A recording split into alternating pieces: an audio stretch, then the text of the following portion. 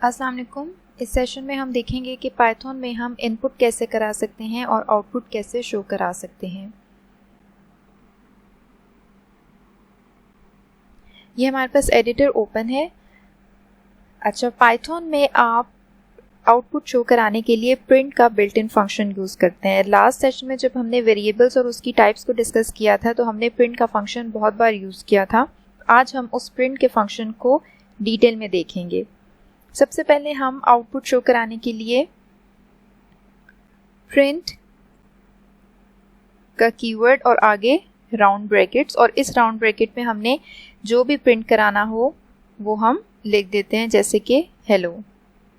ठीक है, अब इसको मैं रन करती हूँ तो ये देखें आउटपुट पे मेरे पास हेलो स्ट्रिंग प्रिंट हो गई है। अच्छा, नेक्स्ट आपने अगर किसी वेरिएबल की वैल्यू डिस्प्ले करानी हो तो x इक्वल्स टू 6 और मैं प्रिंट करा देती हूँ x को।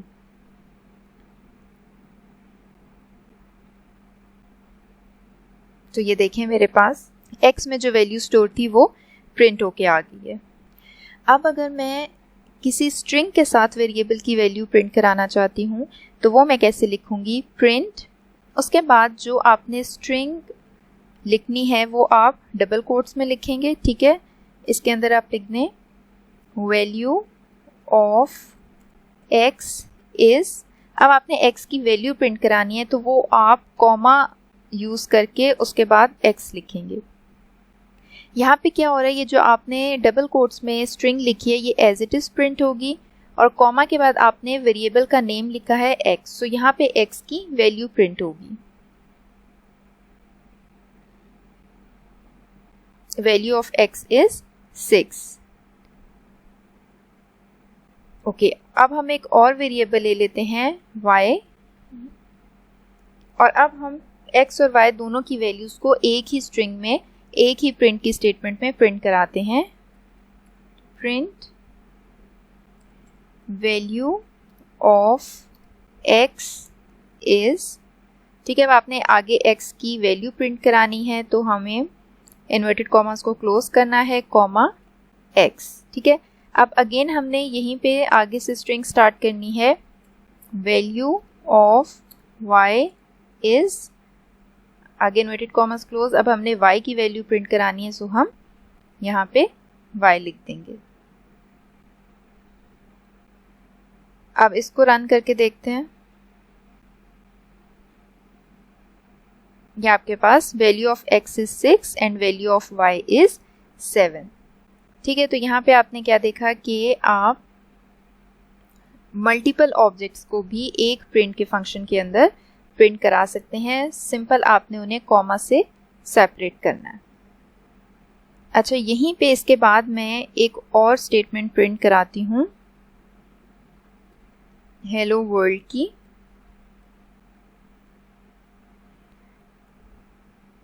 सेव कर लें और प्रोग्राम को रन करें। अच्छा, अब यहाँ पे आपने देखा है कि जो प्रिंट स्टेटमेंट थी value of x is 6 and value of y is 7। ठीक है, और उसके बाद जो नेक्स्ट जिसमें मैंने हेलो वर्ल्ड प्रिंट कराया था वो खुद से ही नेक्स्ट लाइन में प्रिंट हो रहा है।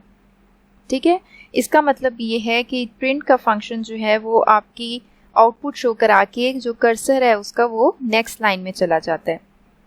इसको अवॉइड करने के लिए अगर आप चाहते हैं कि आपकी जो आउटपुट है वो पहली वाली आउटपुट के साथ ही उसी लाइन में प्रिंट हो, तो उसके लिए आप क्या करेंगे, यहाँ पे आप लिखेंगे एंड इक्वल्स टू, और यहाँ पे आप सिंगल कोट्स लगा देंगे। ये जो है ये बेसिकली पाइथन में एक रिजर्व वर्ड है, कीवर्ड है। इसका मतलब ये है कि आप जब ये वाली प्रिंट की स्टेटमेंट एग्जीक्यूट होगी तो वो ये वाली वैल्यूज़ आउटपुट कराने के बाद, ये वाली स्ट्रिंग आउटपुट कराने के बाद नेक्स्ट लाइन में नहीं जाएगी बल्कि उसी लाइन में जाएगी। अब हम इसको रन करके देखते हैं। ये देखें, ये पहली वाली प्रिंट की स्टेटमेंट है 7 तक, और उसके बाद अब ये नेक्स्ट लाइन में नहीं गया बल्कि हेलो वर्ल्ड इसने वहीं पे प्रिंट कर दिए। सो अगर आप एक ही लाइन में आउटपुट शो कराना चाहते हैं तो आपने एंड में ये कीवर्ड ऐड करना है। अब बाय डिफ़ॉल्ट जो है वो यहाँ पे \n होता है, आप बेशक इसको लिखें या ना लिखें, बाय डिफ़ॉल्ट ये वाले पाइथन में ऑलरेडी एग्जीक्यूट हो रहा होता है। इट मीन्स कि आप स्टेटमेंट प्रिंट कराने के बाद नेक्स्ट लाइन में चले जाते हैं, ठीक है। तो इससे आउटपुट देखें आप, अब ये नेक्स्ट लाइन में चला गया। और अगर आप जो है ये नहीं भी लिखेंगे तो वो इसको बाय डिफ़ॉल्ट एंड की वैल्यू जो है वो \n ही कंसिडर करता है। \n का हमने स्टार्ट के सेशन में डिस्कस किया था कि आप एस्केप सीक्वेंस यूज़ करते हैं नेक्स्ट लाइन में जाने के लिए।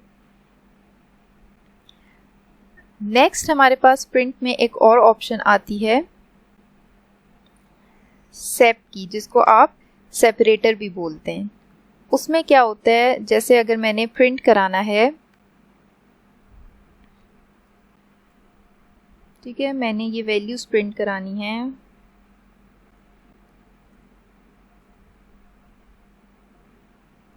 इसको रन करें तो ये देखें 1 2 3 4 मेरे पास वैल्यूज प्रिंट होके आ गई हैं। अब ये वाला जो बीच में कॉमा है ये आपका सेपरेटर के तौर पे काम कर रहा है, लेकिन वो जो है वो प्रिंट की स्टेटमेंट के ऑब्जेक्ट्स को सेपरेट कर रहा है। ये हमें आउटपुट पे शो नहीं हो रहा है, बल्कि ये इन वैल्यूज़ को सेपरेट कर रहा है, ठीक है। तो अगर आपने इन वैल्यूज़ के दरमियान कॉमा प्रिंट कराना है तो आप क्या लिखेंगे, सेप इक्वल्स, और यहाँ पे आपने जिस कैरेक्टर से सेपरेट कराना है वो मेंशन कर देंगे। अब इसको रन करें,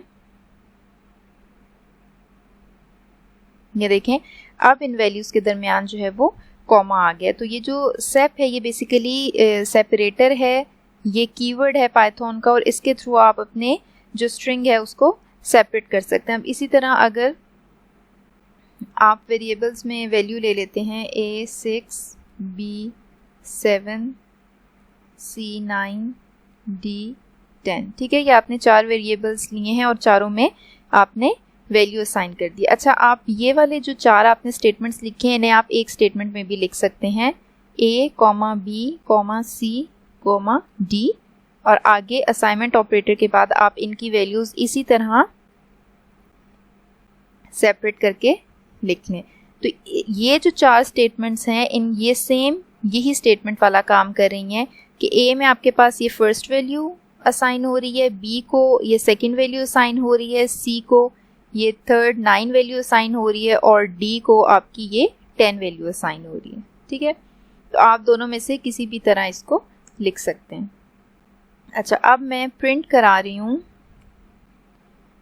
A, B, C, D। अब ये देखें मैंने 4 वेरिएबल्स की वैल्यू प्रिंट करानी है, सो इनके दरमियान मैंने कॉमा लगाया है। अब मैं चाहती हूँ उनके दरमियान डैश प्रिंट हो, ठीक है। तो अब मैं क्या लिखूँगी, सेप का कीवर्ड इक्वल्स, और उसके कैरेक्टर में मैं यहाँ पे डैश मेंशन कर दूँगी। अब इस प्रोग्राम को रन करके देखें, ये देखें आपके वो चारों नंबर्स जो हैं वो डैश से सेपरेट हो गए हैं। सो बेसिकली ये डैश जो है हर वेरिएबल के बाद ये इस डैश को प्लेस कर देगा। तो ये आपका सेप का यूज़ है। अब अगर हमने स्पेस प्रिंट करानी हो बीच में तो वो कैसे करेंगे। वैसे तो नॉर्मली आप जो स्ट्रिंग के अंदर स्पेस देते हैं वो एज इट इज़ प्रिंट हो जाती है। अगर हमने ज़्यादा स्पेस देनी हो तो हम उसके लिए एस्केप सीक्वेंस \t यूज़ करते हैं। जैसे फॉर एग्जांपल प्रिंट हेलो, उसके बाद मैं लिख रही हूँ \t एंड देन मैं लिख रही हूँ हाउ आर यू, ठीक है, जस्ट फॉर एग्जांपल। अब इसमें क्या है आपको पता है, जो आपने डबल कोटेशंस में लिखा है वो एज इट इज़ प्रिंट होगा आउटपुट स्क्रीन पे। और \t का क्या मतलब है, ये एस्केप सीक्वेंसेस का एक स्पेशल मीनिंग है, विच मीन्स के आपके बीच में टैब जितनी स्पेस आ जाएगी। सो इसको रन करके देखते हैं। यहाँ पे जो आपको कीबोर्ड पे टैब की की है उतनी आपकी स्पेस आ गई है बीच में। सो ये कुछ बेसिक वेज थे जिसमें आप प्रिंट के थ्रू आउटपुट शो करा सके। आप प्रिंट के साथ बहुत कुछ यूज़ कर सकते हैं, स्ट्रिंग फॉर्मेटिंग यूज़ कर सकते हैं, जो आप आगे आगे प्रोग्राम्स करेंगे तो आपको यूज़ करनी आती जाएंगी। अब हम आते हैं इनपुट की तरफ कि हमने यूज़र से इनपुट कैसे लेनी है। अभी हम जितने भी प्रोग्राम्स कर रहे थे उसमें हम वेरिएबल्स को वैल्यू खुद ही असाइन कर रहे थे, ठीक है। अब अगर हमने रन टाइम पे यूज़र से वैल्यू लेनी हो, जैसे फॉर एग्जांपल अब आपने यूज़र से एज पूछनी है, आप उसकी एज खुद से नहीं मेंशन कर सकते, प्रोग्रामर खुद से उसकी एज एंटर नहीं कर सकता, आपको हर किसी की एज नहीं पता, तो आपने यूज़र से उसकी एज एंटर करानी है, तो आपको इसके लिए इनपुट लेनी पड़ेगी यूज़र से। इनपुट लेने के लिए पाइथन में आप इनपुट का बिल्ट इन फंक्शन यूज़ करते हैं, वो देखते हैं, equals input print your age is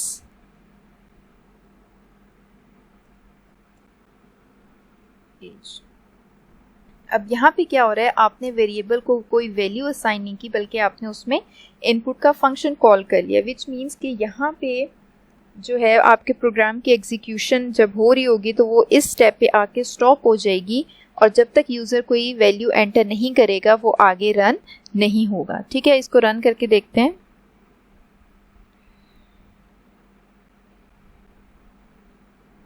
अब देखें यहाँ पे अब आपसे जो है एग्जीक्यूशन स्टॉप हुई है कि आप कोई वैल्यू एंटर करें, तो आप एंटर कर दें 32, योर एज इज 32। ठीक है, ये आपने अब यूज़र से वैल्यू इनपुट कराई है। ये सिंपल आपका इनपुट का फंक्शन है। अब इस इनपुट के अंदर आप कोई स्ट्रिंग भी प्रिंट करा सकते हैं, जैसे for example please enter your age. अब इसको रन करें, ये देखें अब हमारे जो प्रोग्राम है उसकी आउटपुट ज़्यादा क्लियर हो गई है। वो आपसे पूछ रहा है please enter your age, it means क्या यूज़र ने अब यहाँ पे अपनी एज एंटर करनी है, तो एज एंटर करेगा एंड योर एज इज 32।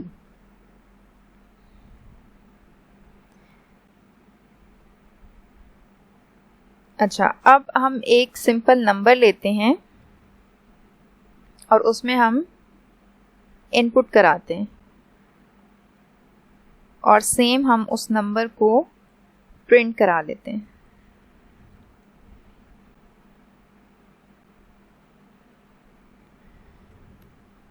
तो ये देखें, ये आपके पास इंटीजर वैल्यू प्रिंट होके आ गई है। अगर आप इसी नाम को +2 के साथ प्रिंट कराएं,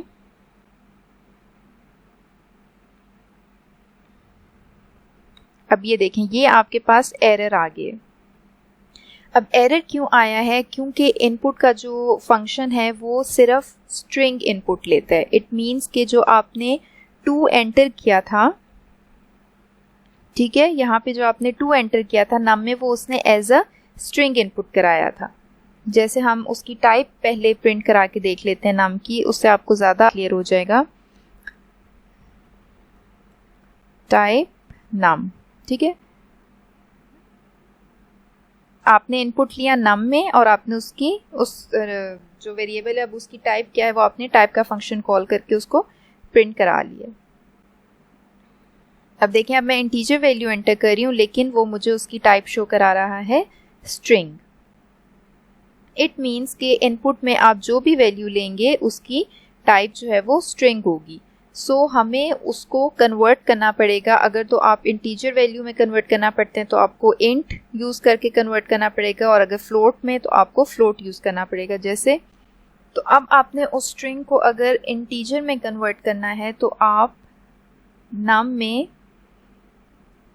उसी स्ट्रिंग वैल्यू को इंट में कन्वर्ट करके नम को असाइन कर देंगे अगेन, ठीक है। और अब अगर आप प्रिंट करें टाइप ऑफ नम, आप देखें आउटपुट पे क्या शो होता है।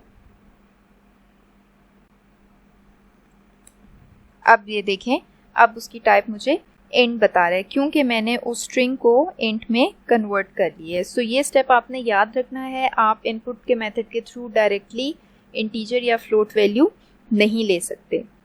अगर आप ये स्टेप जो है ये अलग से नहीं लिखना चाहते, आप इसी स्टेटमेंट में इसको इनपुट से पहले आप इंट लिख दें। इट मीन्स कि जो भी आप वैल्यू स्ट्रिंग में इनपुट लेंगे वो इंटीजर में कन्वर्ट होगी और नम को असाइन हो जाएगी। 7, ये देखें इंट ही हमें शो हो रहा है।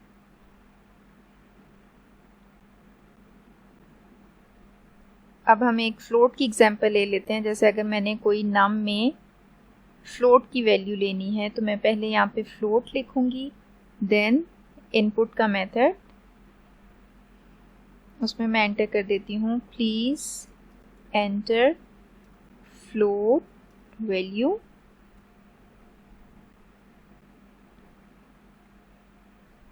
अच्छा, अगर मैं चाहती हूँ कि वो वैल्यू नेक्स्ट लाइन में ले इनपुट तो मैं यहाँ पे \n भी यूज़ कर सकती हूँ। नेक्स्ट प्रिंट करा देती हूँ value of float of num is, आगे कॉमा और यहाँ पे आप लिखेंगे नम, देन अगेन कॉमा और आप लिखेंगे type of num is, inverted commas close comma, और यहाँ पे आप फंक्शन कॉल कर देंगे टाइप का, क्योंकि आपने उसकी टाइप प्रिंट करानी है। इस प्रोग्राम को रन करके देखते हैं। Please enter float value 6.7, value of num is 6.7 and type of num is float. ठीक है, तो ये बेसिकली दो स्टेटमेंट्स हैं। पहली स्टेटमेंट में आप नम के वेरिएबल में इनपुट करा रहे हैं और इनपुट में आपने स्टेटमेंट प्रिंट कराई है प्लीज एंटर फ्लोट वैल्यू, और उसके बाद आप \n एस्केप सीक्वेंस यूज करके नेक्स्ट लाइन में इनपुट ले रहे हैं, और फिर वो जो इनपुट यूजर एंटर कर रहा है उस इनपुट को आप फ्लोट टाइप में कन्वर्ट कर रहे हैं। उसके बाद आप प्रिंट करा रहे हैं वैल्यू ऑफ नम इज, ये string as it is print होगी, यहाँ पे नम की वैल्यू प्रिंट हो जाएगी जो आपने फ्लोट वैल्यू एंटर की है, और फिर type of num is as it is ये स्ट्रिंग प्रिंट होगी आउटपुट पे, और यहाँ पे जो उसकी टाइप ये वाला फंक्शन हमें बताएगा नम की जो कि फ्लोट है वो प्रिंट हो जाएगी। वन मोर थिंग, इस काम को, ये जो आप टाइप चेंज कर रहे हैं, टाइप कन्वर्ट कर रहे हैं, इसका काम हमारे लिए और आसान हो जाता है अगर हम इवैल का बिल्ट इन फंक्शन यूज़ करें। इवैल मीन्स इवैल्यूएट, ठीक है, इट स्टैंड्स फॉर इवैल्यूएट, और ये फंक्शन क्या करता है, ये जो भी यूज़र वैल्यू इनपुट करता है उसकी टाइप खुद ही आइडेंटिफाई कर लेता है। ठीक है, अगर यूज़र स्ट्रिंग एंटर कर रहा है तो इसको पता चल जाएगा कि ये स्ट्रिंग है और ये वो जो इनपुट है उसकी type as a string store करेगा। अगर यूज़र ने कोई फ्लोट वैल्यू पॉइंट में वैल्यू एंटर की है तो ये उस वैल्यू को देख के खुद ही आइडेंटिफाई कर लेगा, आपको यहाँ पे फ्लोट मेंशन करने की ज़रूरत नहीं है। इसी तरह अगर आपने कोई इंटीजर वैल्यू एंटर की है तो ये उसको आइडेंटिफाई कर लेगा कि ये इंटीजर वैल्यू है। जैसे यहाँ पे हम इस वेरिएबल को सिंपल x में हम एक इनपुट ले रहे हैं, वहाँ पे हम प्रिंट करा देते हैं प्लीज़ एंटर वैल्यू। ठीक है, हम मेंशन नहीं करें कौन सी वैल्यू, सिंपल वो कोई एंटर वैल्यू करे, और उसके बाद हमने इवैल का फंक्शन भी साथ लगा दिए। अब हम इसको प्रिंट कराते हैं value of x is comma x, type of x is, और आगे हम यहाँ पे टाइप का फंक्शन कॉल कर लेते हैं और उसमें x पास करा देते हैं। यहाँ पे आपने राउंड ब्रैकेट क्लोज भी करनी है प्रिंट की। ठीक है, अब हम इस प्रोग्राम को रन करके देखते हैं। प्लीज एंटर वैल्यू, अब मैं यहाँ पे सिंपल इंटीजर वैल्यू एंटर करती हूँ, तो value of x is 78 and type उसने खुद ही आइडेंटिफाई कर ली है इंट। ठीक है, मैंने यहाँ पे सिंपल इवैल का फंक्शन लगाया, मैंने यहाँ पे इंट नहीं लिखा है, ये फंक्शन उसे खुद ही इंटीजर डाटा टाइप में कन्वर्ट कर रहा है उसकी वैल्यू देख के। अब अगेन इसी प्रोग्राम को रन करते हैं। मैं यहाँ पे वैल्यू एंटर करती हूँ 7.8। अब ये देखें इसने खुद ही वैल्यू को देख के आइडेंटिफाई कर लिया कि ये फ्लोट वैल्यू, और उसने उसकी टाइप फ्लोट कर दी है। तो अब अगर मैंने यहाँ पे कोई स्ट्रिंग एंटर करानी है तो हम इसको अगेन रन करते हैं। प्लीज़ एंटर वैल्यू, अब स्ट्रिंग आपको पता है कि आप कोटेशंस में एंटर करते हैं तो कोट्स में हम हेलो लिख देते हैं, और अब देखें इसने उसकी टाइप जो है वो स्ट्रिंग आइडेंटिफाई कर ली है और उस वेरिएबल की टाइप भी स्ट्रिंग कर दी है। सो ये था आपका इनपुट का फंक्शन। इसमें आपने देखा कि आप जो है वो इनपुट कैसे ले सकते हैं और इनपुट लेने के बाद आप उसकी टाइप को कैसे चेंज कर सकते हैं। अब हम कुछ प्रोग्राम्स करते हैं। Use tabs to print the square and cube of 0 to 5 इन कॉलम्स। अच्छा, आपने 0 से 5 नंबर तक प्रिंट कराने हैं स्क्वायर एंड क्यूब वैल्यूज। अच्छा, इस प्रोग्राम को हम सिंपल प्रिंट स्टेटमेंट से करेंगे। सबसे पहले आपने नंबर प्रिंट कराना है, ठीक है। उसके बाद आप स्पेस दें, जो कि आप इन्वर्टेड कॉमर्स में लिखेंगे। देन आपने उस नंबर का square, then again space, and then उस नंबर का क्यूब।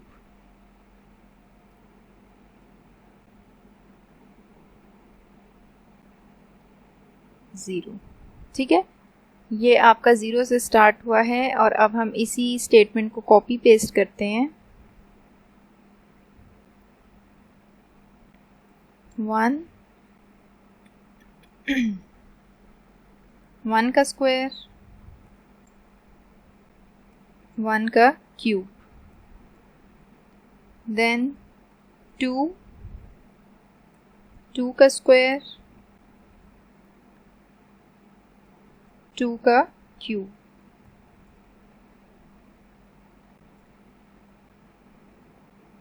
देन 3 का स्क्वायर एंड 3 का क्यूब। आगे आपने इसी तरह से 4 एंड 5 के लिए भी प्रिंट कराना है।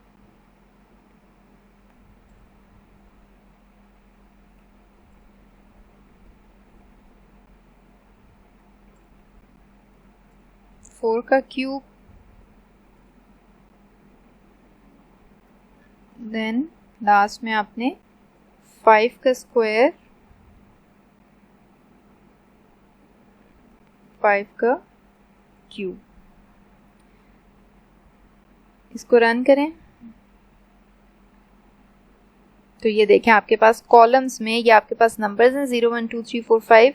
ये उनकी स्क्वायर वैल्यूज हैं, ठीक है। जैसे 2 की 4 है, 3 की 9 है, 4 की 16 है, और ये इनकी क्यूब वैल्यूज हैं।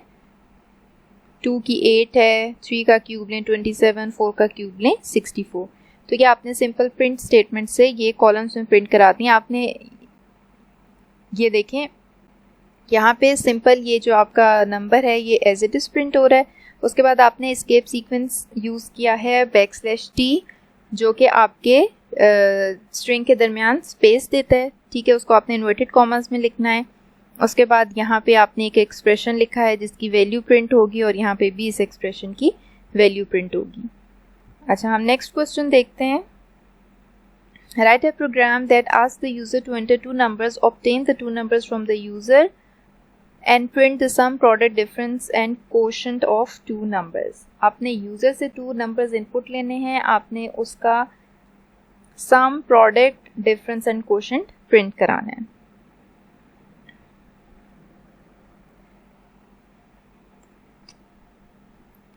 अच्छा, अब हमें इसमें पता है कि हमने टू नंबर्स यूजर से इनपुट लेने हैं, तो हम इसको num1, num2, आप टू नंबर्स में एक स्टेटमेंट में भी इनपुट ले सकते हैं, ठीक है। अब हम यहाँ पे eval का फंक्शन पहले लगाएंगे, देन हम इनपुट का फंक्शन कॉल करेंगे। इनपुट में हम लिख देते हैं enter two values, और हम नेक्स्ट लाइन में चले जाते हैं। इन्वर्टेड कॉमर्स क्लोज, पहले इनपुट का फंक्शन की ब्रैकेट्स क्लोज होंगी एंड देन eval के फंक्शन की ब्रैकेट्स क्लोज होंगी, ठीक है। अभी हम टू वेरिएबल्स में एक ही इनपुट के फंक्शन से इनपुट ले रहे हैं, तो जो पहली वैल्यू हम एंटर करेंगे वो num1 को असाइन होगी, दूसरी वैल्यू num2 को असाइन होगी। नेक्स्ट आपने प्रिंट कराना है सम इज, और सम में आपने क्या प्रिंट कराना है num1 plus num2। Okay, next product is, यहाँ पे आपने इन num1 और num2 की वैल्यूज का प्रोडक्ट लेना है। नेक्स्ट आपने क्या फाइंड आउट करना है, sum, product, difference is num1 minus num2 and last में आपने प्रिंट करना है इस, अब यहाँ पे आपने डिवीजन करनी है, इंटीजर डिवीजन करनी है num1 num2 की, क्योंकि अगर आप सिंपल डिवीजन करेंगे तो वो आपको जो है वो पॉइंट में वैल्यू दे देगा। यहाँ पे सिंपल आपको क्वोशंट चाहिए, वो आपने प्रिंट करा दें। ठीक है, अच्छा अब हम इस प्रोग्राम को रन करते हैं। Enter 2 values. अच्छा, अब आप जब 2 वैल्यूज़ एंटर करेंगे एक ही टाइम पे तो आपने कॉमा लगाना है बीच में। ठीक है, first value comma second value. ये देखें, सम हमारे पास 7 है, 5 इंटू 10 प्रोडक्ट हमारे पास 10 है, 5 माइनस 2 हमारे पास 3 है, और 5 को 2 से डिवाइड करें तो क्वोशंट आपके पास 2 आता है। ठीक है, दोबारा इसको रन करते हैं। अगेन आपने वैल्यूज़ जब एंटर करनी है तो 2 वैल्यूज़ एक साथ एंटर करेंगे तो बीच में आप कॉमा लगाएंगे। ठीक है, तो ये आपके पास इनका सम, प्रोडक्ट, डिफरेंस एंड क्वोशंट आ गए। ठीक है, अब यही आप सेम जो है वो प्रोग्राम ऐसे भी लिख सकते हैं, 2 इक्वल्स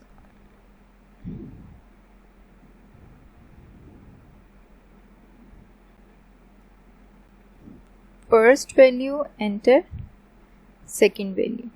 उसमें क्या था कि आप एक ही इनपुट के फंक्शन से दोनों वैल्यूज़ इनपुट करा रहे थे और आपने बीच में कॉमा लगाया था। अब आपने 2 इनपुट के फंक्शंस लगाए हैं और दोनों में आप अलग अलग वैल्यू पूछ रहे हैं यूज़र से और अलग अलग वैल्यूज़ एंटर करा रहे हैं। क्या अब वो पहले आपसे पूछेगा फर्स्ट वैल्यू आप एंटर करेंगे, देन वो आपसे पूछेगा आप सेकेंड वैल्यू एंटर करें, और उसके बाद उसने आपको रिजल्ट शो कर दिया। सो आई होप कि इस सेशन में आपको पाइथन में इनपुट एंड आउटपुट कैसे कराते हैं ये क्लियर हो गया होगा। थैंक यू, अल्लाह हाफिज़।